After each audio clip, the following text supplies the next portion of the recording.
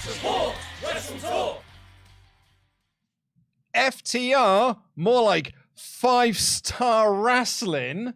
Bullet Club Gold, more like Starbucks Gold loyalty card levels of great.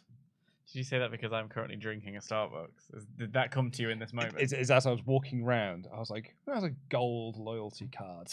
I have the Starbucks Gold membership, yeah. What I'm saying is there was really good wrestling on this week's Collision, and I am Luco in DAD. I'm joined by the truth, the Professor Dan Layton. Welcome to the AEW Collision podcast. Please do press the subscribe button here to the WrestleTalk Podcast channel. Give us a subscribe, press the thumbs up button, give us a like and all that good jazz, and leave your comments down below with what you thought of this episode of Collision. It's a Faith No More song. And if you are watching live, get in your CMDMs? Your CMDMs. I don't know if that's what it was. Actually, I think that's what we called it on the Collision live reaction. That's what I seem to remember, and I quite like it. So get in your CMDMs to WrestleTalk.com/support. We'll read out every single one of them above the $5 US amount. We are on a bit of a tight ship today, Dan, because in 90 minutes time, I will be doing we'll be doing Monday Night War. Yeah, that's happening today. Monday Night War live stream. We're going to be playing through 5 weeks of the current season we're doing of the MyGM mode live and in person.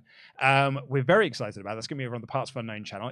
The page is now live for it. Our moderators will be spamming the link so you can go and bookmark that for once this show is finished. But we are there. 90 minutes I'm going to be doing that show live. Yeah. It's going to be an interesting show to see how, with the additional, we already talked about the pressure of being, timed, thinking your booking plans out loud while doing them, entertaining people while you're doing it, all of that, which I do all the time. Oh no, it's just inherently part of your being. Can't help myself. Now you've got the added pressure of being live. Yeah, no, everyone can see your screw ups in real time. The chat are going to be screaming at you, so the pressure is on. And do you know where I'm sat?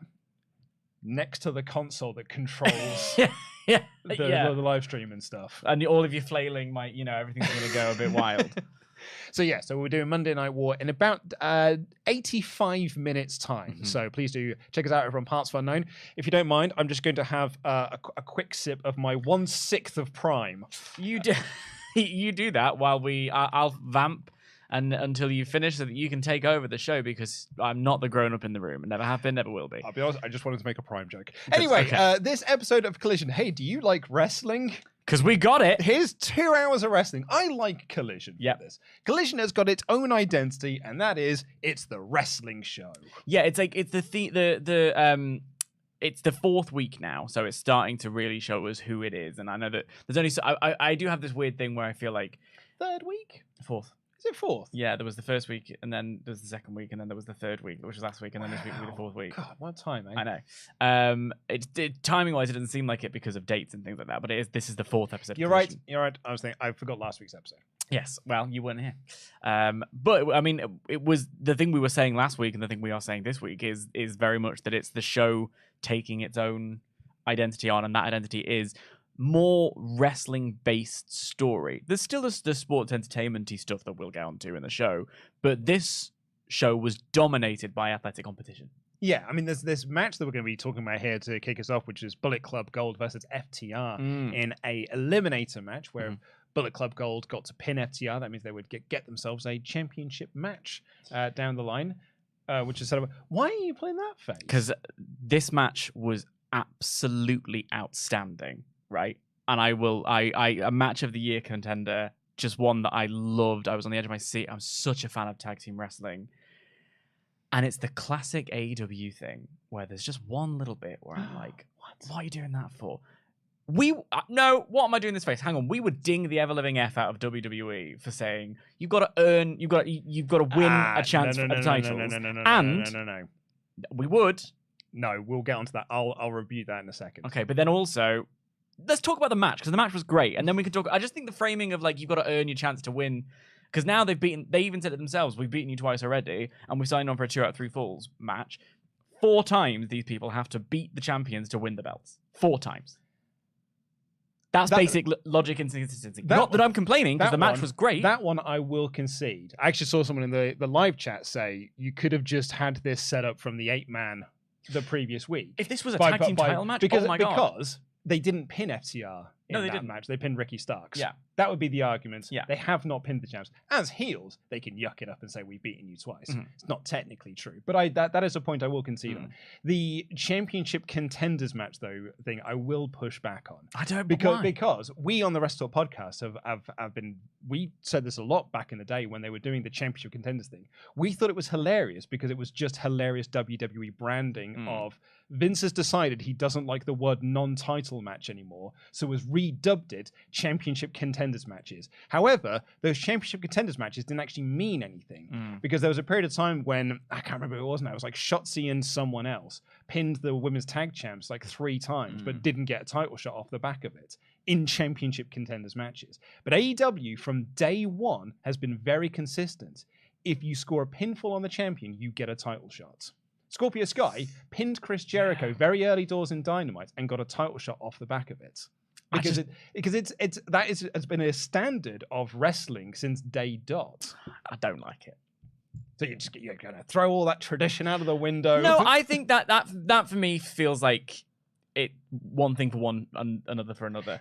I think the quality of the competition in this match was so much better than what I thought. For me, felt like, why have they got to earn an opportunity? Because at this point, they've been through all of that stuff for a potential shot. Like, you know. WWE have changed their tune. Since Trips has taken over, there is more of a case of if you pin the champion or, I mean, until Vince came back anyway, they felt like this whole thing of wins and losses do matter. If you get some wins, you do get yourself title matches. And there were people who would like pinned champions and then were like, cool, now I get a championship match off the back of it. It was very much a Vince thing because Vince has run the wrestling business for 30, 40 years. It's kind of ingrained into like, no, this is not a good way to do things. I disagree on that one. In sports, though, and it is a sporting, athletic, you know, this is the sports version of wrestling. It's more leaning more into sports entertainment. A fake one, but yes.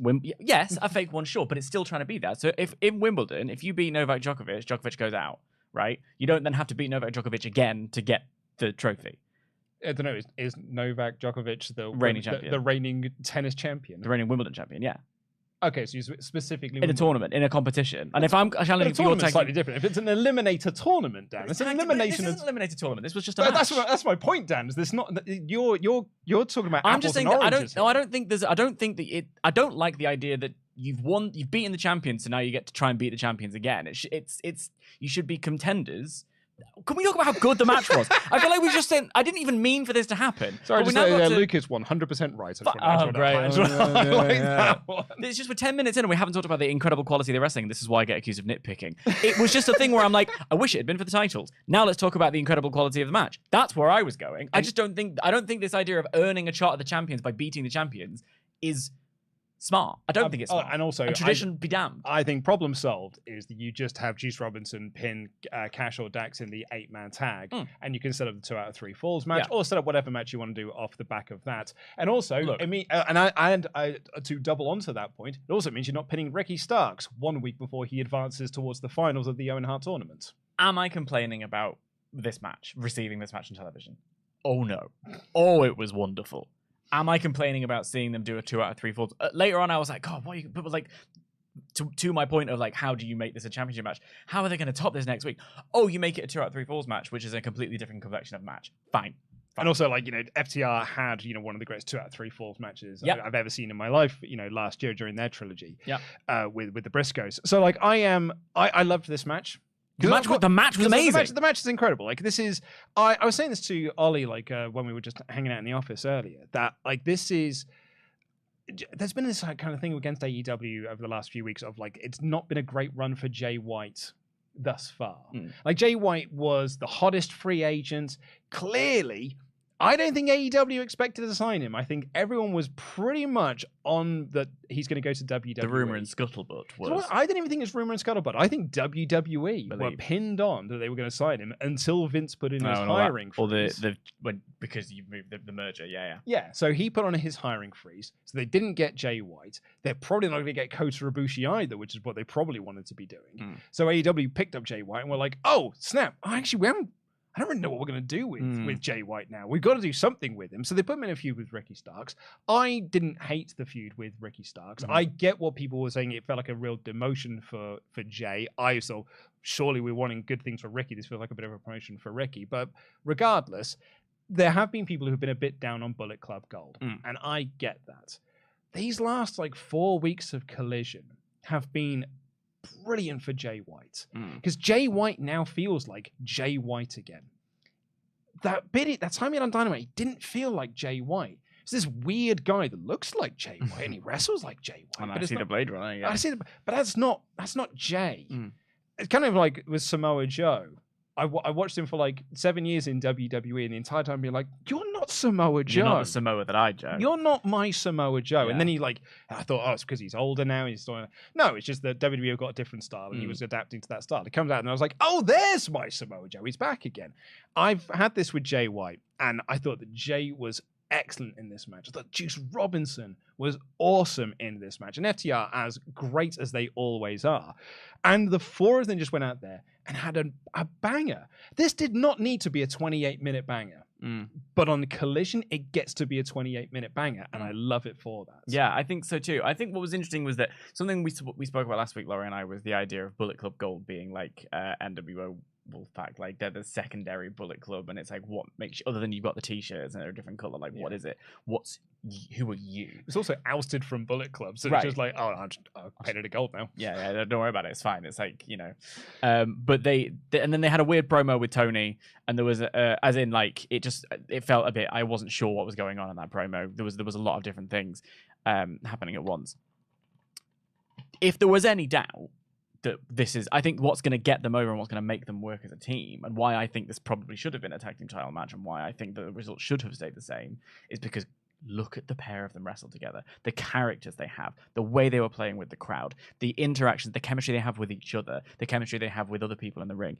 I just was so enamored of it, and I was like, okay, that's really more than a t-shirt, more than a hand signal. This is what is going to show us as fans of wrestling and as fans of AEW, this is going to show us who you are, and it's going to allow you to stamp your identity, because this was the old meme of whatever you did prior to WWE doesn't count. There is I don't watch Japan all the time, so I'm not as familiar with Jay White as everyone else. So for me, this is I'm being given a clean slate with Jay White. And if this is what I'm going to be presented, I'll eat more, thanks. I'll have seconds, thirds, and fourths, because it was just incredible. I think Jay's a fascinating story to kind of like follow along with, because he was basically being pegged as the next foreign heel for New Japan. And then Kenny left, so they had to fast track those plans. Yeah. Like they clearly, they had, okay, here's a 2-year project that we've got with Jay White, and he can be the guy that can replace Kenny Omega at the top of the heel division. And then Kenny left because they wanted to go and start AEW, and they're like, uh-oh. Right, well, put the title on him immediately. So they put the title on him, and had him beat Okada, and then he was just like, oh, he's the new Kenny Omega. But he was not ready to be the next Kenny Omega. He was not ready to fill Kenny's shoes. I think it's fascinating as well. They're sort of slightly rewriting this history to say that Will found himself in that position, when it was very much Kenny that was in that Jay that was in that position. But he excelled, like after a rocky start where people kept saying, this guy just has not got it. He is not as good as Omega. He is not as good as Devitt. He showed that he was, if not better, than some of those guys. And he really did show out in his time in New Japan Pro Wrestling, which is why I think some people have been so disappointed with the run in AEW so far, is because he's not been Jay White. He's not been the Switchblade that we've seen previously. But I feel that I feel like we're now getting back to that. There was a moment in this match when he had Cash in had Cash in like a Muta lock. Yes. And he was daring Dax to get in and stop him from doing it. And he goaded Dax into making an emotional mistake. It was a miscalculation on Dax's part. Dax gets in and chops him in the middle. The referee has to throw Dax out. Jay uses this as an opportunity to knock Dax off the apron, throw him into the steps. That builds to the big Cash workover before the incredible Dax hot tag. And it's that little moment of Jay White. It's like, there's Jay. Like, that's Jay White right there. And I thought it was so well done. And there was another moment in this I particularly loved. There's there's spots galore in this match. It wasn't like a spots match, but it was like there were spots that I absolutely adored. One of which was one of my favorite false hope hot tags I've seen in a while, which is that Cash is trying to make it to the apron. and Juice runs around and he battles with Dax. But it's not like he yanks Dax off the apron or they battle. No, Dax again emotionally charges down the ropes on his side of the ring to battle with Juice Robinson. So he's now on the opposite side of the ring, on the same side, as Cash makes it to the corner and he turns around, he's like, where is he? And Dax realizes his mistake, runs back to go and get him, but it's too late because Jay White's cut him off again. So there were some really great false hope moments in this that then led to some excellent near falls. Oh my god, the near falls were unreal. Like, it's like there is a handful of people who can sell a 2.999 kick out, and one of them is Jay White. Yeah, I mean, I agree to all. I think this is one of the benefits of Collision, which is that the problem with AEW is there are too many stars. One of the issues I currently have with especially this was happening on Dynamite the other week, was I don't love the fact that currently the main event stuff is Elite BCC because your world champion is in the mid card. And for me, that feels like the world champion regardless should be at the top. And I think what MJF and Adam Cole are doing is meriting it. I think that storyline is nascent and exceptional. I love it. I love the work. I love the performance. I still don't think it feels like it is the top storyline in AEW, but it is like a close second. But that's the thing. Your world champion is a close second, and I think your world champion should be. Now, that's a problem for them to work out. What a problem. Oh no, we have too many brilliant people working for us. Like, that's not a criticism of BCC and Elite, which I also think is a main event program. It's just that thing of, I feel like your world champion should be the top. So everyone, and then we had the issue with the 4-way, which was unbelievable, a Double or Nothing, but also didn't feel like a main event feud leading up to it. With this hierarchy and with this level of talent, it's difficult to make a name for yourself. So if you're coming in and people have these expectations of Jay White, and so they're not so thrilled with his run, well, it's kind of because where else is he going to go on the card? With Collision and with a soft roster split or whatever, this and with more of a focus on in-ring than in the other things, and the other things are absolutely present, but with more of a focus on wrestling as the method of storytelling, this is Jay White's moment. This is Jay White's spot. This is where we get the most out of this person. And I'm kind of really excited for the Owen Hart tournament to be over so that we can start seeing that spread to other members of the roster. Find out what's in that bag. Find out what's in the bag. There's the tag action here was just like, at one moment I just wrote, this tag action is amazing.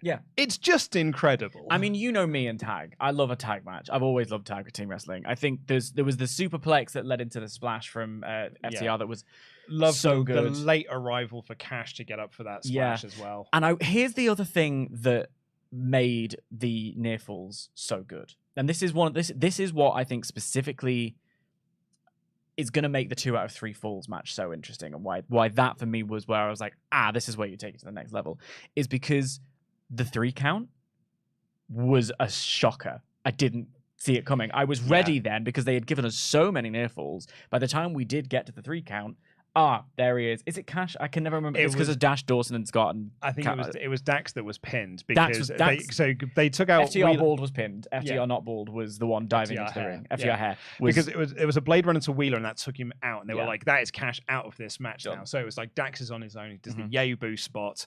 Juice gets the blind tag to White. So Dax doesn't realize that Juice is tagged in. So he just thinks that Juice is attacking him from behind. Right.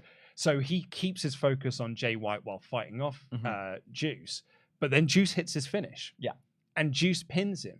And they timed it so perfectly to make it look like it was an error.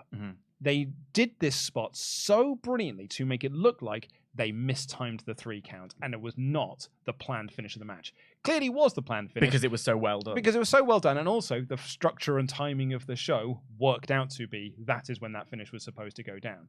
But it was so perfectly done that the crowd didn't fully believe that was the finish. And it was leading to the idea of we could be going to a draw, and I think draws in AEW have been used brilliantly. And I think that it was a potential...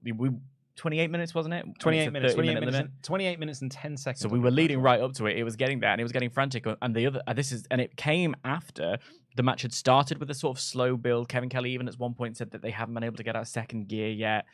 And then I remember there came a point in the match where I realized I was leaning forward. I didn't do it. I did it. It just happened. I was like, I'm so here now. Like, I'm so present for this because they have done this beautiful graph. And the action was relentless and it was frenetic and it was genuine feeling of, and this is why I was like, oh, I wish it was a title match, because I think they were giving us pay-per-view title match on weekly television, which was wonderful to receive. Thank you so much. More please. And we're going to get it next week as well. But they just did so well with the timing of that finish and having set up so many near falls that I was expecting a near fall.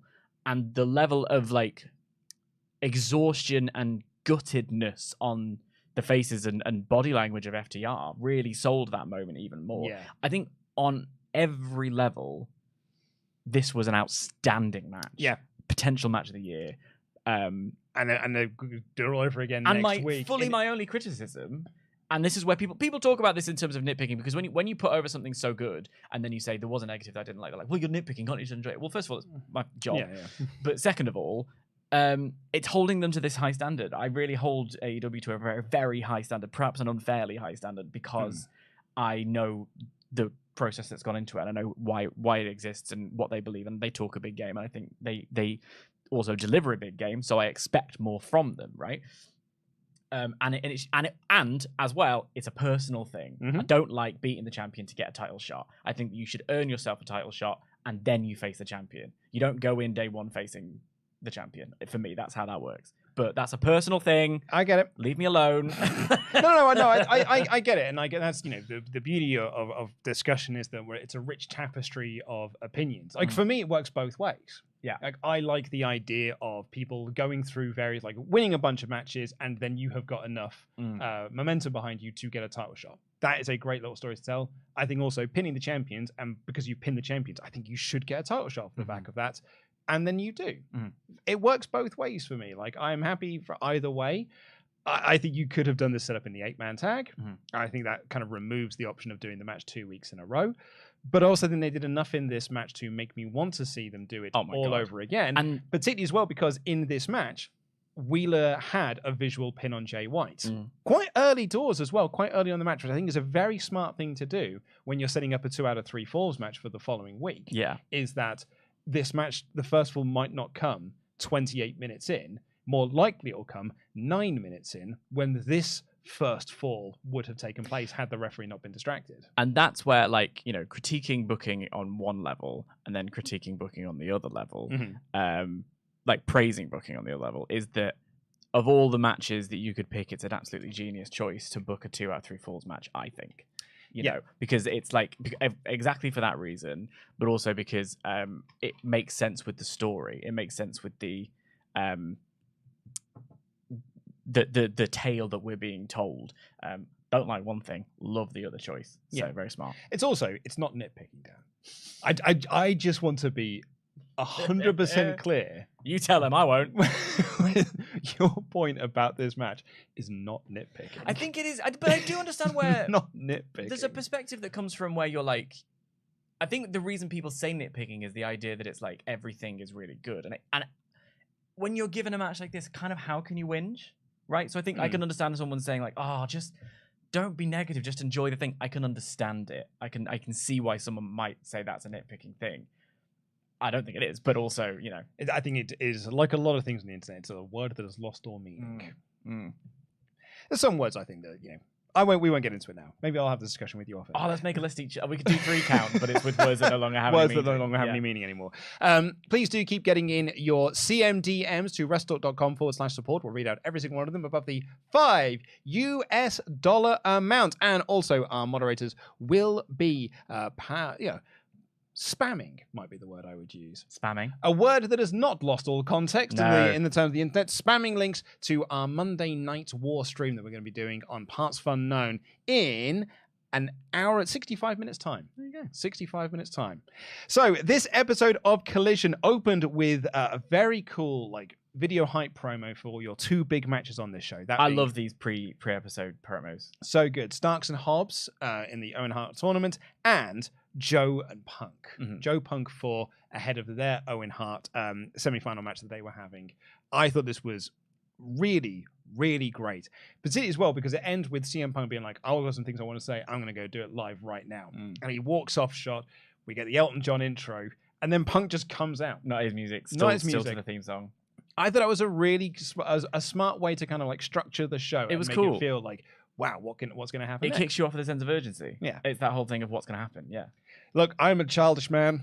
I will fully admit that.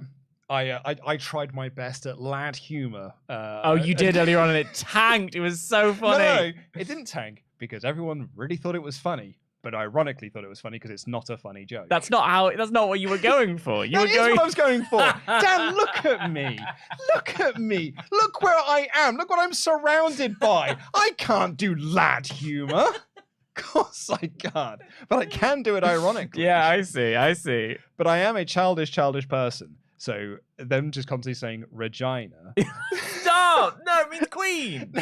Because so there's a Bloodhound Gang song called 3.14 off the album Hooray for Boobies, where the central crux of the song is it's hard to rhyme a word like vagina, Calvin Klein kinda, North Carolina. Yeah. Whole joke is I can't find any words that rhyme with Vagina. He calls his mum. There's a prank thing at the side. He calls his mum, and she's like suggesting something. Like, how about that teenage witch, Sabrina?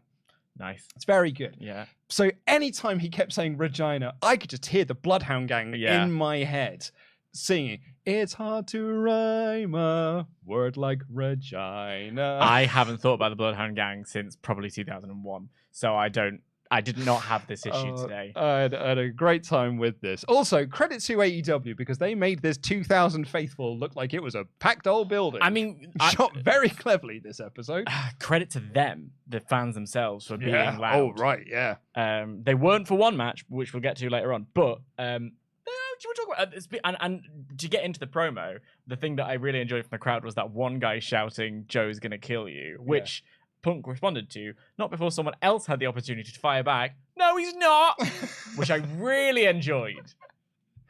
I mean, this tells you everything you need to know about me as a person and why I do not do lad humor or anything like that. Or when you mentioned sports earlier and I had a big old question mark above my head. Yeah. He said in this, if Joe beats me in a dream, he better wake up and apologize. And I was like, oh, that's from a movie.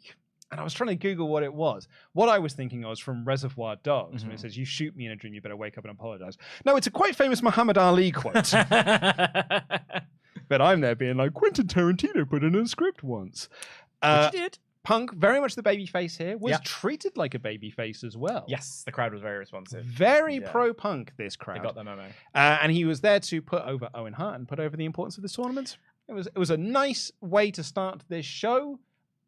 Probably massively unnecessary, but you know what? It was not the worst thing I've ever seen. No, it wasn't the worst thing I've ever seen. Like I say, I love the promos that open the show.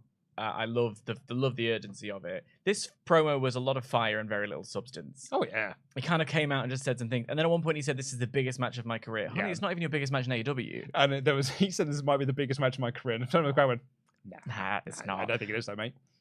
More power to you for trying, but I was like, personally, it was a thing. He's, on the 3 occasions he's never beaten Joe. So personally, you could make the argument it's the biggest match of his career.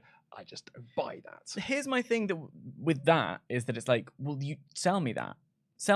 Like, tell me that story. I was like really excited for Punk to cut a promo on why this match was so important to him and why this match was so special and talk about that history and we just sort of didn't get any of that. It was more about Owen Hart. It was more about Owen Hart, which, like, lovely and respectful. Thank you very much. But we have that in this tournament. It's called Owen Hart, so you don't need to put Owen Hart over. We already do. So tell us about you guys and tell us about your history. Do a little bit about Owen Hart and then tell us about you guys. We then did get it with a little package, which I really appreciated. That Ring of Honor little video package was so good, like highlighting the 3 matches that they have had previously. But even more brilliantly than that, promos by them from 15 years ago. Oh my God, that was so prescient. So good. Particularly Punk's word was, next time we meet, and there will be a next time, you're going to find out who the king is. Yeah. And I was like, and here we are 15 years later, and that next time is happening. What did Joe say? Joe said something that felt like it was a promo that he cut last week about what's coming. But and then it was like, I was like, cripes, that's lucky. What a great find in the archives. Yeah. Great. The Owen Hart tournament continued with Powerhouse Hobbs versus Ricky Starks. Speaking of things I like about Collision, and this is something that Dynamite annoyingly doesn't do often enough, is they use a lot of video context to inform you, the viewer, that's like, if you're new to this product, here are these people. Or like, here are, me and Ollie, I remember on Dynamite reviews, used to be like, well, I didn't know, I didn't get this bit of the storyline or anything. And then people was like, that's because it happened on Being the Elite. Right. I was like, well, that's not good. Because there's a small portion of the audience that watch Being the Elite and watch Dynamite. To your point, you need to be able to tell me, keep me up with. He's like, oh, well, Hangman, I've been doing loads of stuff with the Dark Order. I was like, on the YouTube show. I'm watching Dynamite. You need to be able to show me these things. A big tick on that one for me, because I agree. I before joining WrestleTalk and working with everyone, I was more of a casual AEW viewer. So I missed all of this. I didn't know that their history together. So I actually thought it was really interesting that we had 2 matches in the semifinals that were both steeped in a type of history. One 17 years brewing, one more recent. But they could have made more out of that. And so I appreciated that I was given a little, Absolutely, yeah. Because we got a video recap of Starks and Hobbs qualifying on last week's show. But then we got recaps of Hobbs helping Ricky Starks win the FTW championship, which I thought was a really cool bit, and showing them working together as a tag team. And now it's like, these 2 tag partners are now colliding. Well, 2 again, the former sports element of it. I love nothing makes me cry more than a BBC sports package. Like when they show you it's the things beforehand. They really sell it to you. And it's these things that make me invested. It makes you as the audience member invest more when you're given more context. Really good, really good. But this match really was a lot about QT on the outside, particularly as we got into the finish. This was much better than their all-out match. It was given way more time. QT tripped Starks, and that allowed Powerhouse Hobbs to hit the spine buster. But the referee, Aubrey Edwards, knows that QT Marshall is a bit of a dick on the outside. So went over to ask him, did you trip Starks? And the more he protested, the more he was distracting the referee. It was not his intention to distract the referee. He was just pleading his case, and that distracted the referee. And that allowed for Hobbs to stop the cover, Starks to hit the spear and get the win. I really liked it as a finish. I really didn't. I did and I didn't. I agree with all of that. I think it is truly stupid to be someone's manager and not just back away completely. The ref is saying, get down, and he's not getting down. Meanwhile, 1, 2, 3, 4, 5, 6, 7, 8, 9, 10.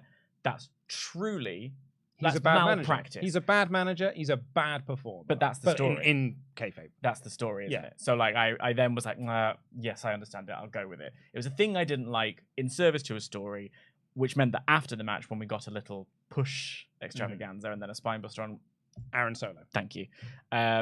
I was like, oh yeah, go on. Let's give him his, because again, I've been sort of told for the past few weeks, like, Hobbs is way better than this QT Marshall guy. Yeah. Right? Oh yeah, he's better way better. He should not have been part of QTV. So like, I was ready for a full beatdown, which we didn't quite get, but I at least appreciated that was sort of mentioned, that was talked about. So I stepped down. In the weeks that we've had since the Don Callis thing in the Kenny Will match, a referee being logical and being a smart referee. Yeah. Oh yes.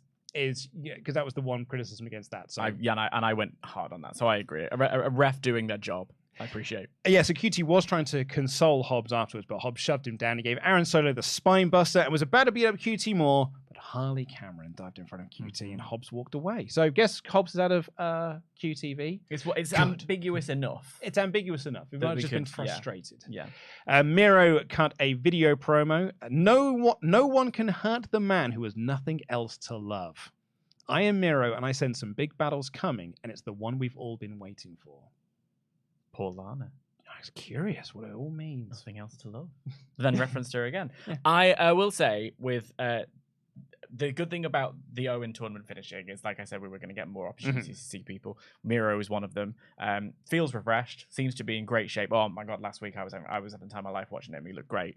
And I think it's now time to give him a little a program rather, something to sink his teeth into. A real nice bit of story.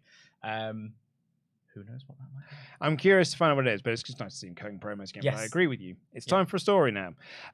We cut backstage to Tony Schiavone, who was with Willow Nightingale, to explain that Nightingale picked up an injury during her NJPW Strong Women's title match against Julia, that she can't compete tonight. Yeah. which that was obviously our scheduled match, and we got something else, but we got 2 matches in its place instead, which suggests to me that match was going to be given some time. Yes. Which which makes sense with the show. Absolutely. It's happening next Friday on Rampage instead. Yes. It's a shame that's not going to be on TV. Wah. And yeah, exactly. I don't.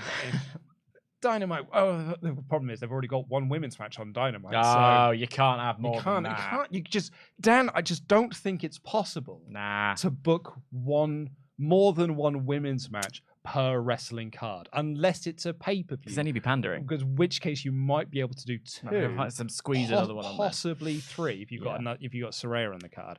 But yeah, it just means that. Yeah, it's got to be done on Rampage. I really like Willow Nightingale. She's great. I really do. And I really like that Athena got a little promo spot here as well. I love Athena. I think it was good for both of them to get... I mean, it's making the best of a bad situation to give them time on TV at least. Again, thank you for explaining it to audiences who may not be on Twitter all the time. Like, you could have just palmed it off and said that, oh, she's injured, we'll do it another time. Instead, we got a little segment, which provides a little in for the match beyond just... Yeah. You know, because again, not that I like... here's where I'll allow it. If Willow beats Athena in the context of a tournament and then goes, I'd like to go at that belt now, that's fine. Yeah. Beating her to earn a shot, different. It's the same thing. It's not the same thing, because one of them's a tournament and one of them's different. Dan. It's not the same. It is the same. It's not the same. And yeah, I mean, Athena did allude to that, to be like, if you can beat me, then maybe you'll get a shot at this ROH Women's Champion. The forever champion, Athena, I believe, 2023 is undefeated. Oh. So congratulations to her. Got a video package for Blood and Guts, or as a mega chat we had in the Dynamite review, accidentally mistyped it to Blood and Guys. Which not wrong. Well, that's exactly. I said this on the news on Friday. That is just what I'm going to refer to it as now. It's Blood and Guys. We see far more guys than we do guts.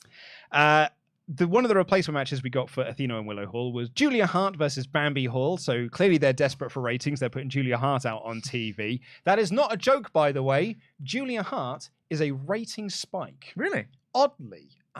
She's very compelling. She is very compelling. When she's been on Rampage, it's done better numbers, and her quarter hours spike more than anyone else. Is it because she's fit? Like, not to dismiss her work, because like I say, she is very good. People at the character. This is an opportunity for her to develop more in ring. Is it people like the theme song? The theme song's great. Because I mean, I know the Tempest likes it. Tempest won't shut up about her entrance theme. It's all he ever bloody talks about these days. He listened to it like 5 times in a row a couple of weeks back. But anyway, Julia Hart quickly tapped out to this young Bambi Hall, and it was fine. Yeah, it was. I really enjoyed that Nigel McGuinness said this local competitor. I was like, thank you for giving us the meme. This match for me exposed how small this little crowd was, because they were quite quiet for a bit, and so the echo got really loud. Regina apparently is quite a small town, so on the one hand, it's quite nice of them to go there. I think the capacity of this arena for hockey is like 6,000.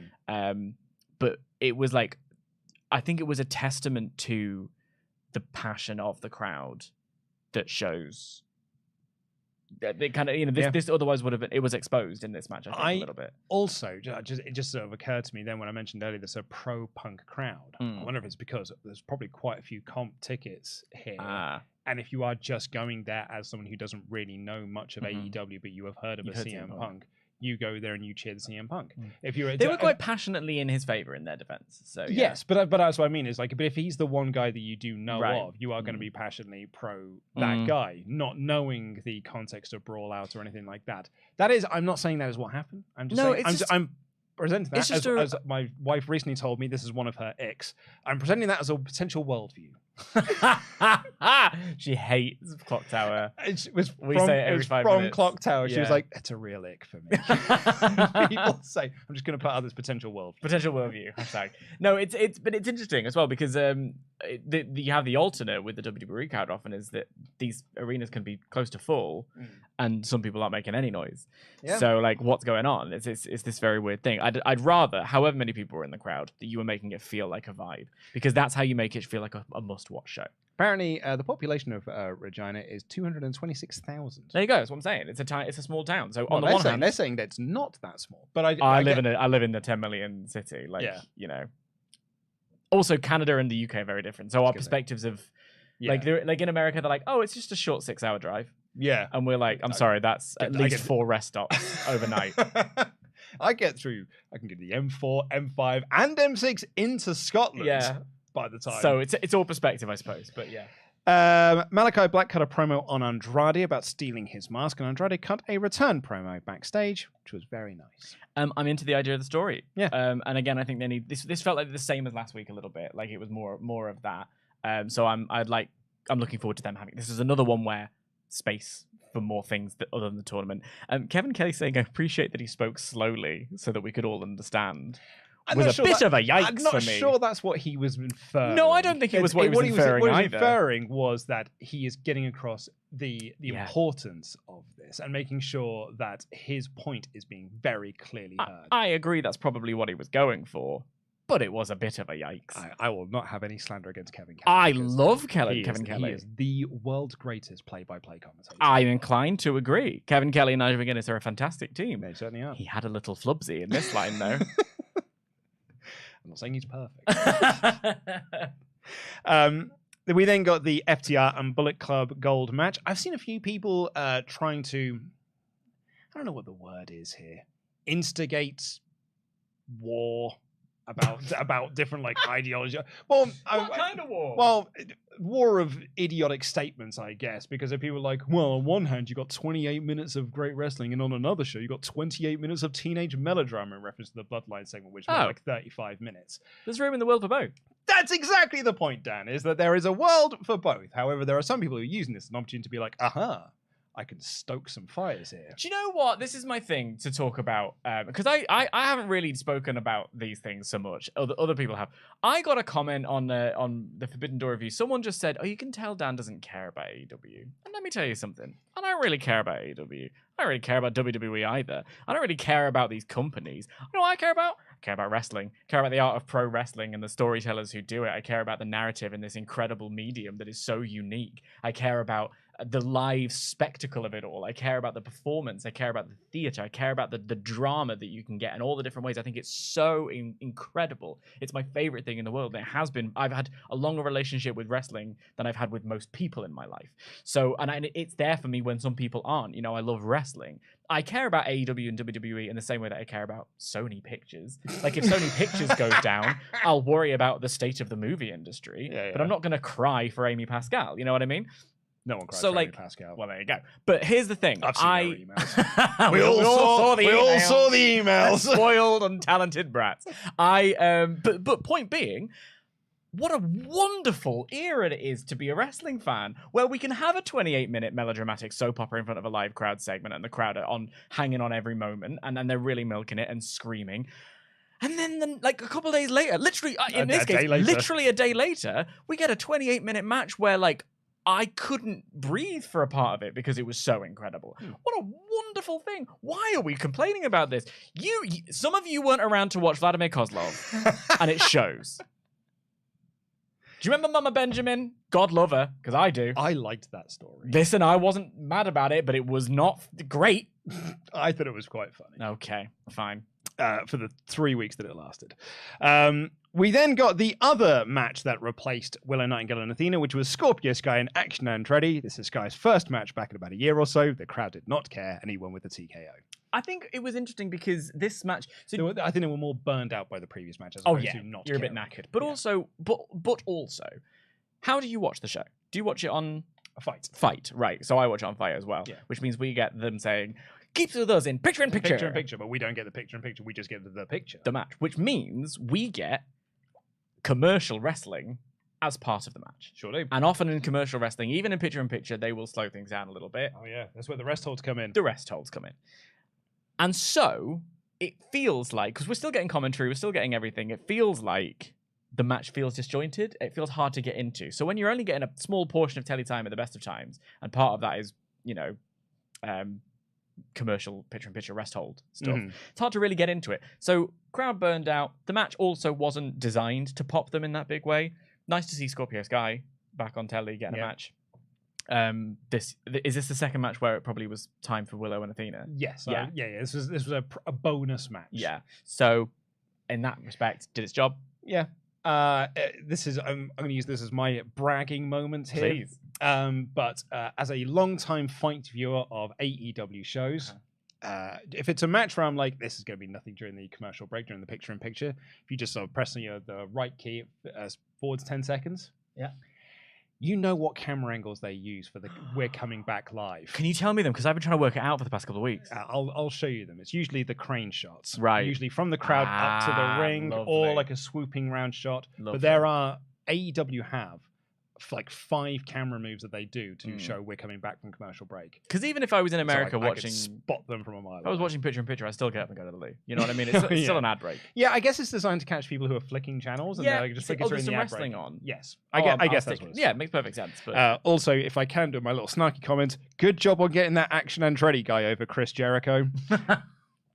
We then had our main event of Samoa Joe versus CM Punk. This crowd was super hot for it Punk. felt like a main event, didn't it? It really did. And Joe did the walkaway spot, so it's a 5-star match. I loved it. The bantering off of a high crossbody. It is perhaps my favorite spot in all of professional wrestling. I remember the first time I saw Samoa Joe do the walkaway spot in TNA in like 2005, and I was like, it's the greatest spot I've ever seen in the history of professional wrestling, and he does it all the time, and I love it. And every time he does it, it just gets better and better. I see you and I raise you, and it's the only thing where I'm like, you can't do it enough. And I think the reason they can't do it all the time, that's what makes it sing even more for me, is that Satnam Singh moment where he dives out of the ring and doesn't move at all, where the Tope Suicida hits you and you don't sell it. Yeah, that is the only thing I find better. Satnam Singh doing the dive for a second. I was like, what match did I miss? Could you imagine? No, that's the only thing that I get more entertained by than walking away. I mean, that's great. I love having. I've written here. I'm going to sound like a broken record, but I love having my Samoa Joe back. Oh yeah. I mean, you did. Yeah. Joe dominated a lot of this match, and it meant that CM Punk had to wrestle a slightly different style than he would normally. Yeah. Like he would do, rather than do one running knee strike in the corner, he did multiple running knee strikes in the corner because he needed to wear the bigger man down, especially if he was going to try and hit the GTS on him. And he did hoist him up for the GTS at one point, but couldn't quite get it there, and actually got the win with a shock roll-up after surviving the Kikina clutch. But it was very, visual to notice. Joe was the one that was standing up at the end of the match, and it was CM Punk that was sat down. It was knackered. And they put it really cleverly on commentary. Kevin Kelly was saying this, that Andrew Thomas, the referee, had to go up and tell Punk, you just won that match, because Punk himself didn't realize, because he was so battered and bruised, that he'd actually beaten Joe. He hadn't quite registered the fact, you have just beaten Samoa Joe, something you've not been able to do for 17 years. I think that's I love the fact that it's a wrestling thing. It's a wrestling hold. It's perfectly legitimate. It didn't feel cheap. It didn't feel like and yet, because it's one of those things of it does just take 3 seconds. If you can you could do it immediately. If you can use your strength to keep their shoulders to the mat for 3 seconds, that's a win. It's how it works. So it was really cool as well. I don't think the match quite took off for me. It felt like this was, because although this is Joe Punk 4, this is Joe 17 Punk. years. This is Joe Punk 1 of the AEW era. Yes. This has felt like this is just part 1 of the story that we're telling here, particularly because Joe beat him up after the match. And they're considerably older, so their styles aren't going to be what you expect from early noughties Ring of Honor. Punk and Joe, they're gonna be different. They're still gonna be great in their own way. And I loved as well. Put over Kevin Kelly. There was how do you avoid the choke? Don't get in it. Well, now what? Because Punk had said on commentary, I avoided by not getting in the move. Well, you're in it now, so what are you going to do? And that really sold that to me. That was a great call. And then there was a minute where I was ready to be real mad about Roddy Strong, because I was kind of disappointed last week that he wasn't brutalized enough. It was a sidewalk slam onto a chair, and he got stretched out of the building, and we had to have a medical update in the middle of Dynamite. And it felt like they weren't going to reference that at all, and Joe was just going to be like, well. So when he pulled him into that Kikina clutch and choked him out and was like, I'm better than you. I'm better. I was like, oh. Yeah. Oh. It came in from the Code of Honor handshake as well, like the disrespect from Samoa So I Joe. would rock the Code of Honor handshake. Yes. Yeah. I just was like, oh, there you go, a handshake. Well, yeah. Code of Honor. Code of Honor. Love that. Love that touch. Great. I thought it was really, really great. I thought the post-match was excellent. FTR ran down to, because Joe went outside to get the chair, exactly what he did to Roddy last week. FTR ran down to ward him off, and then the final shot was Ricky Stark staring down CM Punk as they're going into their finals match next week. Which is a great choice for the final, I think. I kind of hope Starks wins. Me too. I think you've got a good story you can tell with Punk being hurt going in. And they've got a little union between them as well. Yep. I think it'd be really nice. I'd really like to see Starks win. Yeah, I don't think he will, but I would really like to see him win. Yeah. I just want to give a quick shout as well. Mara's in the chat. Hey, Mara! So, hi, Mara. Lovely to see you. You just mentioned there, Joe isn't what he was, but he's still a delight. Mm. But I love him so much. I do too. I love him so much. I really do. He's perfect. He's my perfect Samoa Joe. Right, I'm just going to quickly see if we have shout-outs to do on this show. We do, in fact. Ooh. If I can find them. I found them. If you want to join us over on WrestleTalk.com, patreon.com/WrestleTalk, Try again. do you know what? Dan, I'm just going to head on over to patreon.com/WrestleTalk and become one of our Pledgehammers on Patreon. What's great about that is because as I edit this show, I can cut out my flub. Great. Nice work. I was like, you just pulling the curtain back there. Yeah, no, it's exposing the business. It's not like it's a live show or anything where my flub and my inability to be able to do this job to an adequate standards is broadcast to the entire world. It's already gone viral. Yeah. So become one of our Pledgehammers over at patreon.com/WrestleTalk. We've got a whole bunch of content over there, including uncut versions of things like No Holds Barred. We've got the Monday Night War booking podcast. We've also got a series of podcasts. Every Wednesday, a new podcast comes out. This week, it will be WrestleTalk Behind the Scenes. Next week, it will be WrestleTalk After Dark. And then the week after that, it will be Ollie Davis and I, the three-peat. 3 TNA shows have now won the poll, and we're going to be doing TNA Victory Road 2009 for WrestleTalk Extra, which is the Jenna Maraska Sharmell -5-star match. It'll be the second time within the span of 6 months where I will get to watch that match again. Have you... Oh. Don't get distracted by Pete walking in. But it's just such a vision. Has Ollie questioned whether or not you're rigging these votes? No. He just knows that it's what the people want. It's what they clearly do. But if you are one of our $25 and above Patreon Pledgehammers, you get your name read out on the air like these fine folks. Daniel, Sweet American Chocolate Ibarra. It's actually Mexican chocolate. What did I say? You said American chocolate. Oh, I do apologize. Which is a different country. It is very much a different country and a different chocolate. Daniel, Sweet Mexican Chocolate Ibarra. A tall, handsome guy who has goals in life, Delonta Blaine. Dr. Hook, Nolan Evans. All ego, Ethan Wiley. Send me to heaven, Evan Reich. No Limp Bizkit's here, Fred Wurst. What a shame. They're playing London. Limp Bizkit? Limp Bizkit in it's the week after SummerSlam. Where are they playing? The South Bank? Like just on the corner, they're busking? No, it's like Gunnersbury Park. Gunnersbury Park? Yeah. They're doing the festival. Well, they're doing like a little mini festival as well. Oh, sick. Pendulum are playing. Gunnersbury Park is a good place for a venue. It's actually, for a venue? I might, because I was saying to my wife, I was like, I might go to this. And so when is it? And I told her, and she's like, is that the week after SummerSlam? I said, yeah. She goes, you work in SummerSlam? I said, yeah. She goes, maybe don't do 2 weekends in a row where like you leave me and your child. And I'm like, maybe I won't do SummerSlam then. Always shining, Garrett Albright. Hannah A baby. Hannah A baby. Come on, mate. But it's much funnier this way. YI, Geordie bus driver Harry. The Aztec warrior Hector Rodriguez. The overstepper James Nepper. And murderous James Murta. That is your Hall of Fame class for the 10th of July 2023. Right, so let's get into your... I can't get this link to open, Dan. Yeah, I had to press and hold it. Is that what I've got to do? And then open link. There you go. And do you know what?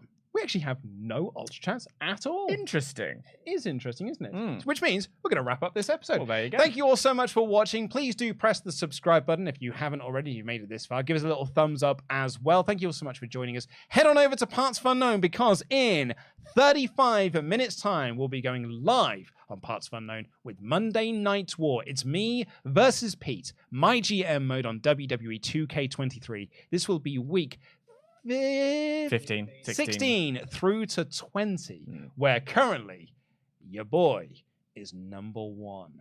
And he's going to hold on to that number 1. I ain't coming second today. And Kendo Nagasaki, British wrestling legend Kendo Nagasaki believes in me. I've been making some calls for Pete to get giant haystacks in some way. I think you're going to really struggle with that one, bud. Yeah, he's well dead. I was making the wrong kind of calls. I have a medium just next door.